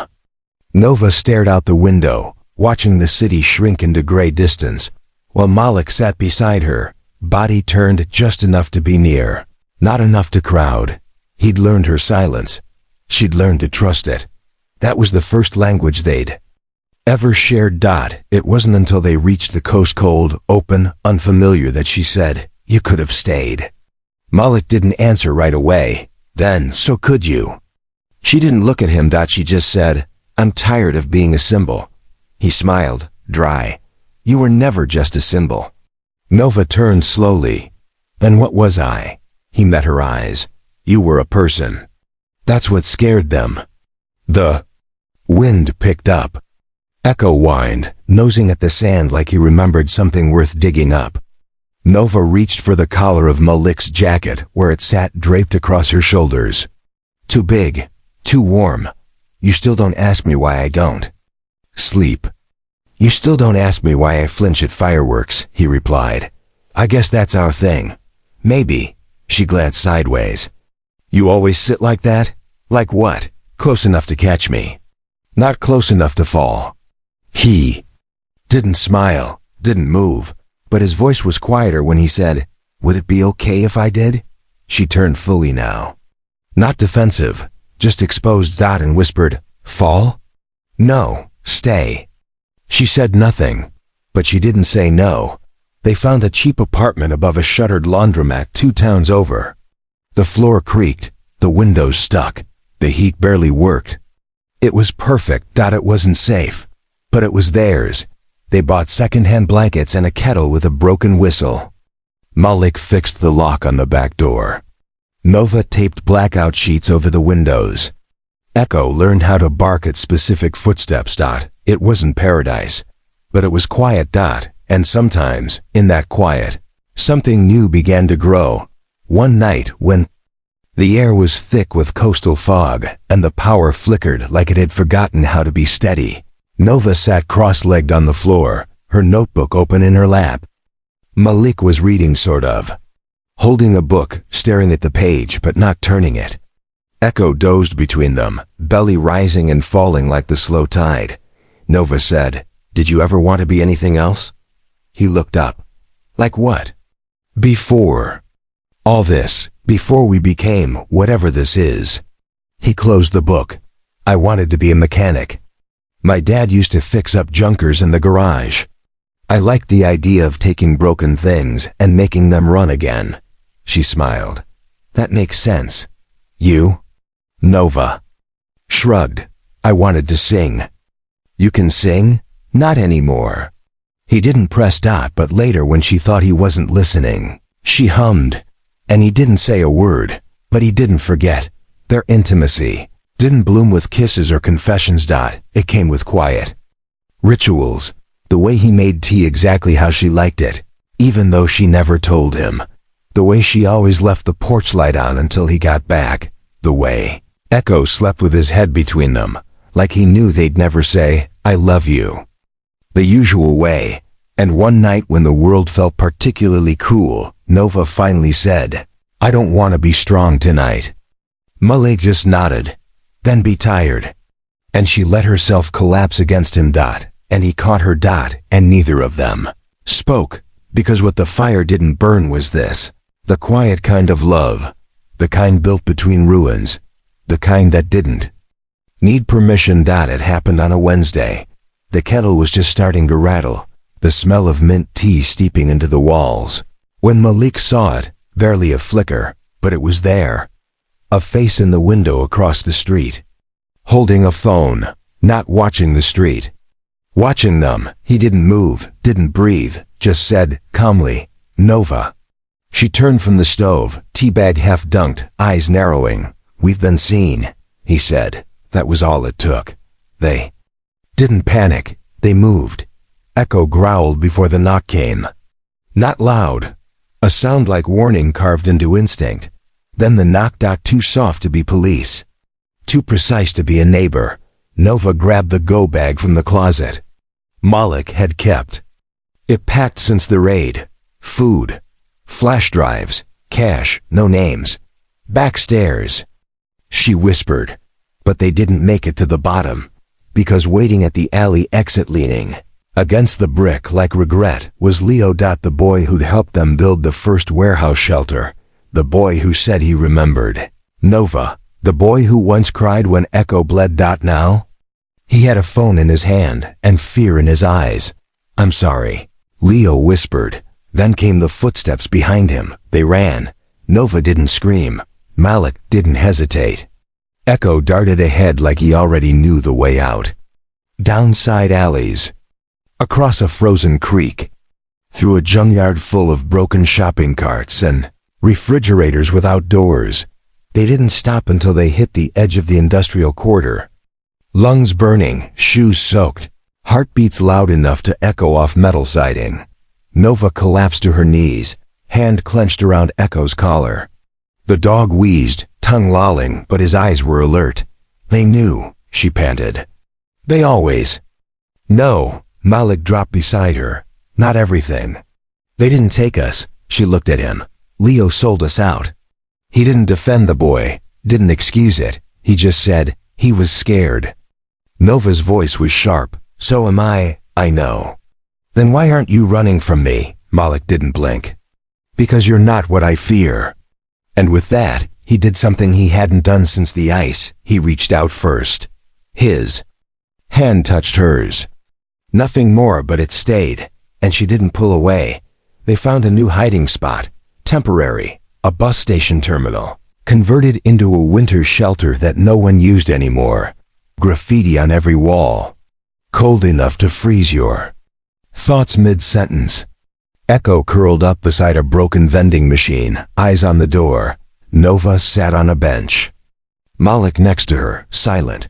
Then without warning she asked, why haven't you kissed me? Malik's throat tightened. Is that what you want? Nova turned to him slowly. Her voice didn't shake, but it was softer than he'd ever heard. I don't want a rescue. I want something that doesn't disappear when the next chase comes. He stared at her. Then said, I don't kiss people I'm planning to lose. Her lips parted. Then don't lose me. And this time he did. It wasn't rushed. It wasn't desperate. It was steady. Like a promise written under 1,000 layers of silence. Like something forged in fire that no longer burned. Echo made a small sound behind them. Protective but approving. They smiled, just barely. Because they knew what came next. They couldn't stay. Not now. Not after being seen. Not after betrayal. So once more, before the sun rose, they disappeared into the cold. But something had changed. They no longer ran as strangers, or symbols, or fugitives. They ran as us. Not perfect, not safe, but whole. The cabin wasn't on any map. A ranger station, long abandoned, folded into the belly of a forgotten forest in the northern ridges. The kind of place no one stumbled across. The kind of quiet that felt ancient. They reached it 3 days after the betrayal. Clothes damp, shoes frayed, Echo limping slightly but never once complaining. Mullock broke open the door with a crowbar he'd found buried under rusted fence wire. Nova said nothing.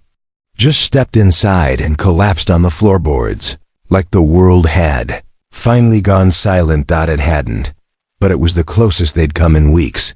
They stayed. The stove worked. The roof didn't leak. The cell signal was non-existent. Perfect. Mullock cleaned Echo's paw.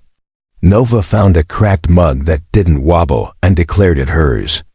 At night, they shared the same blanket because the cabin breathed cold, even with the fire, and neither of them wanted to say aloud how much they needed the warmth of another body that still believed in them. It wasn't love in the fairy tale sense.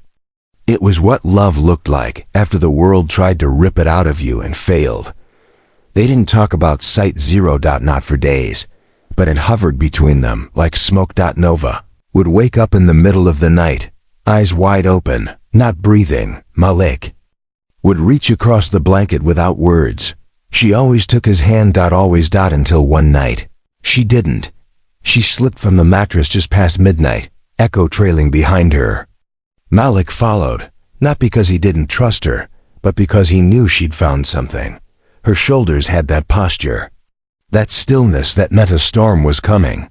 She was out by the woodpile, crouched low, holding something, a lockbox. Old, buried shallow in the frozen soil beneath the floorboards. She'd found a loose plank while trying to sweep. "I think someone was here before us," she whispered. He crouched beside her, eyes on the box. Locked? Not for long. She cracked it with a rusted screwdriver, and her fury. Inside, a stack of folders, a chain tag, a faded photograph. And a name, Novak Daria. Nova didn't breathe. Mullock reached for her. "You okay?" She shook her head, voice brittle. "That's my mother's name." The folder was military. Not medical. Not school records. Military. Mullock flipped through it. Classified, redacted, but some pieces remained. Photos of Site Zero, staff lists. A woman with the same mouth as Nova, standing next to a white coat doctor with a name circled in red, Dr. Karsten Voss. Nova's hand trembled. "She worked there," she whispered. "Your mom?" "I thought she died when I was 4. A car accident. That's what they told me. But this." She found a photo. Her mother, standing beside 2 other children, smiling. And in the background, barely visible, a cage. Mullock said nothing, because there was nothing to say, only one thing to feel. The betrayal that digs under your ribs and makes a home. The next morning, Nova didn't cry. She packed the folders, she made tea, and she said, with no anger but no softness either, "We're not running anymore." Mullock didn't argue. He knew that tone, that edge. She was going to bury them. This time. The people who stole her name, the ones who turned her mother into a ghost, and he wasn't going to let her do it alone. They made a plan. Old contacts. Flash drives. Monroe. Nova hadn't spoken to him since the warehouse. But she sent a message. One line. "You knew about Vos." He didn't reply for 12 hours. Then, "Meet me. Alone." She didn't go alone. Of course not. They met him in an abandoned parking structure on the edge of the city where the shadows swallowed the silence. And every footstep echoed like a warning. Monroe stood by a concrete pillar, older, heavier, more tired than ever. "You found it," he said. Nova didn't waste time. "Who was she to you?" Monroe's jaw twitched. "She was my partner." Mullock blinked. "Your what?" She was military intel. Got pulled into a black site program we weren't supposed to know about. Said it was about rehabilitation. Behavioral correction for damaged children. But then she disappeared. Nova's voice dropped. And Site Zero? Monroe exhaled. She tried to expose them. They made it look like a car crash. The only reason you're alive is because she hid you before they came. Nova's hands curled into fists. I thought maybe, Monroe added, if I helped you now, it could mean something. It doesn't. I know. But he gave them something before he left. A key to Voss's cabin. He's in hiding. Outside Black Hollow. 3 days later, they stood on the doorstep of a man who built a prison for children. Echo didn't growl. He waited. Inside, Voss was already dying. Oxygen tank. Shaking hands. Still smug. Nova asked him why her mother. Why the cages? Why the sedation, the surveillance? The silence. Voss said, because people don't want truth. They want compliance. Your mother was inconvenient. You were supposed to disappear. Nova stepped closer. And yet I'm here, he smirked. Not for long. Then he passed out. Malik grabbed the files before he could torch them. On the way back, Nova didn't speak, not until they were halfway across a snowfield. Nothing but frost and wind and breath between them. Then she stopped. I don't know who I am anymore. Malik turned to her. You're Nova. She shook her head. That's a name they gave me. It's the one you made mean something. She looked up. Do you still love me? He didn't flinch. I didn't start loving you because of who you were. I started because of what you survived. I stayed because of who you chose to be. She blinked fast. Even now? Especially now. She stepped into his arms, and this time, she didn't need to ask for him to hold her. He already was. The names they buried weren't gone. They were rising, and so was she. They didn't choose to go public. The truth chose them. It started with a chota. Leaked. One file, uploaded at 2:14 a.m., location scrambled, no signature. Just a string of still images from Site Zero surveillance system. Cold hallways, needles. A girl barely 6 strapped to a gurney. A file marked unresponsive to correction. Consider removal. By sunrise, it had 12,000 shares. By noon, every major outlet was chasing the name behind the leak. Nova. The girl who shouldn't have existed. The girl they tried to erase. The girl who wasn't erased at all. They hid one more night, holed up in a church that didn't ask questions. Echo curled beneath the pulpit, ears twitching at every creak. Nova sat in the pews like a confession waiting to be spoken. Malik stood at the window, watching for lights that didn't belong. Then the priest came in. He was older than time with hands that trembled and eyes that didn't. He didn't ask who they were. He just said, "You'll want the back exit if things go sideways." Nova looked up. "You believe me?" He gave her a small, tired smile. "Child, I've seen worse. Men call themselves saints. I believe the ones who bleed and keep going." She held his gaze, then asked quietly, "Do you think it'll matter?" He didn't answer. Malik had one more card to play. An old activist contact from the protest. Dazed someone who still had reach but didn't believe in martyrdom. Her name was Joy. She answered the burner call with a rasp. "How bad?" Malik didn't waste breath. "They tried to vanish a child. She's alive. We have footage, names, files." Joy didn't pause. "You sure you're ready to be seen?" Nova took the phone from him. "I'm done hiding," she said. The interview wasn't in a studio.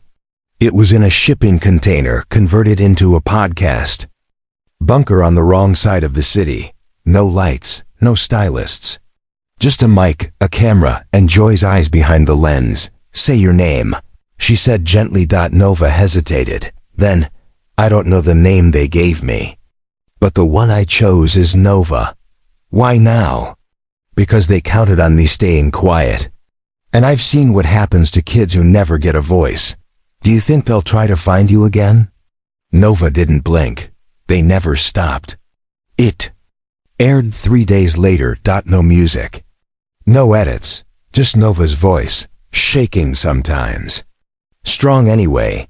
She told everything. The ice. The facility. The dog who refused to leave her side. The boy who taught her how to read again. The names she remembered. The nightmares that still came. She didn't cry, not once. And that's what broke people. The clip of her saying, "I'm not asking for pity. I'm asking for witnesses," went viral. Even the people who didn't want to believe her heard her. And for once, just once, that was enough. But the silence didn't last. Within 48 hours, there were 2 break-ins at shelters. Tied to the old Site Zero staff. 1 arson. 1 suicide. The fire didn't kill anyone, but it sent a message.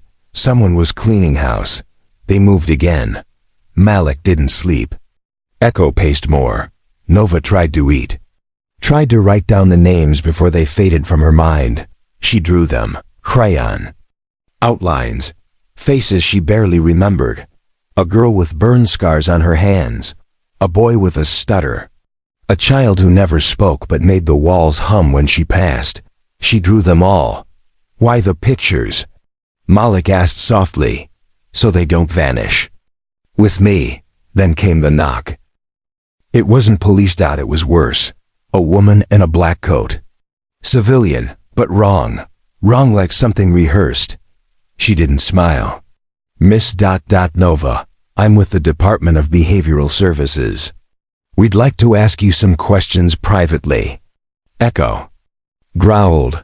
The woman's eyes narrowed. Malik stepped between them. "We're not answering anything without legal representation." She didn't push, didn't argue, just handed him a card with no name. Then said, "You still have time to stay quiet." That night, they left the city. No announcement. No broadcast. Joy gave them a van. A new route. A name of a journalist in D.C. who owed her a favor. "We can't promise you safety," she told Nova, "but we can promise you visibility, and sometimes that's all you need to survive." Nova took her hand. "I want justice," Joy nodded. Then burned their silence down. The last scene of that chapter was simple. Nova, sitting in the back of the van. Echo's head in her lap, Malik beside her, driving into the dark. She looked out the window, not at the road, but at the reflection of her own face, and whispered. Not to anyone, not even herself. "Before they make us vanish. I want the world to remember we were here." They crossed the state line with only half a plan and too much memory. The van coughed but didn't stop. Echo sat between them like a sentinel, ears flicking with every mile. Nova stared out the window, her palm resting gently on Malik's knee. He didn't move. He didn't need to. That touch said everything. They were headed to Washington, D.C., not to hide but to stand. Not because they trusted anyone there, but because the lie was too big now, and they were tired of pretending it wouldn't swallow them whole. Joy's contact came through. A journalist named Marla Chun, older, sharp, the kind of woman who wore boots to interviews and never looked away from uncomfortable answers. She met them in a small borrowed apartment in Arlington, brought coffee without asking how they took it, and said, "I've seen footage. I've seen worse. But I've never seen someone like her survive it." Nova didn't flinch. "Then you're going to help me make sure no one else has to," Malik added. "And if we vanish, make sure they don't say it was suicide." Marla didn't smile. "I've buried too many good names to let that happen." Again, the interview wasn't soft. It wasn't designed to comfort. It was designed to witness. A 2-hour sit-down with Nova, fully on camera. She read names, showed files, held up the photograph of her mother, Daria Novak, and said, "They killed her to keep this secret, but I'm still here, and I remember." Malik's voice was used sparingly. When asked why he stayed, he simply said, "Because she deserved someone who didn't run." And Echo sat beside them the entire time, calm, alert, the quiet truth that no one could deny. Cameras loved him. But this wasn't about cameras. It was about history. The story aired a week later. Front page. Global syndication. Major. Networks picked it up, some with sympathy, others with suspicion. But no one could ignore it. Protests rose. Names painted on the sidewalks outside old government buildings. Chants. Children remember. Site Zero was real. We see you, Nova. Some wanted her arrested. Others wanted her sainted. Nova wanted neither. Just acknowledgement. A congressional hearing was scheduled. Closed door. Controlled. She declined the invitation. Instead, she stood on the Capitol steps, wind slicing through her coat, microphone crackling, and said, "If you're not ready to hear what they did, then you're not ready to fix it." The crowd didn't cheer. They listened. And sometimes that was enough, but not always. One night, weeks after the story broke, they returned to the apartment to find the door ajar. Files gone. Laptop wiped. Echo bloodied, not seriously, but enough to make Nova's hands shake as she cleaned him. She didn't cry. She did send one final message across every channel, every platform. A video. No makeup. No edits, just her, holding Echo's collar in her hands. "You think if you silence me, the story ends. But you don't understand what you created. I'm not the only one. There are more. We remember, we survived. And we are not going anywhere." It was shared 30 million times in 72 hours. Then the calls began. Other survivors. Quiet voices. Old names. Someone who remembered a girl with braids and broken fingers. Someone who recalled the smell of bleach and the echo of a door that never locked. And one, just one, who said, "I saw your mother fight for you." She didn't go quietly. Nova sat with that call for hours. Didn't speak. Just held the phone to her chest like a heartbeat. The government opened a formal investigation. It would take years. Most of the files were gone. Most of the staff had vanished. Some turned up in Canada. Some, not at all. But it wasn't about prosecution. It was about record. Truth. In ink. Legacy. Nova and Malik didn't return to the cabin. They didn't need to. They moved into a small house. In a town that didn't ask questions. Echo had a yard. Malik fixed bicycles for kids. Nova started drawing again. Faces, names, memories. One day, she framed a single word. Not hers. Not the name they gave her. Just this, remembered. They didn't marry. They didn't need to. They were already something bigger. The kind of love that held scars, without trying to heal them. That let silence exist without trying to fill it. Sometimes, they sat on the porch in the late fall light. Her head on his shoulder, Echo dozing beside them, and said nothing for hours, because they'd said everything that mattered, because the quiet wasn't terrifying anymore, because the world had changed. Maybe not enough. But enough for now. They didn't want the spotlight. They didn't ask to be symbols. But they chose truth over fear. Memory over erasure. Love over silence. Nova survived. Malik stood beside her. And Echo, the dog no one wanted, became the witness no one could deny. In a world that forgets too easily, they reminded us of something simple. We don't need to be famous to matter. We just need to be seen. If this story stayed with you, don't let it end here. Subscribe, share. Let someone else remember too, because sometimes the quietest stories are the ones that change everything.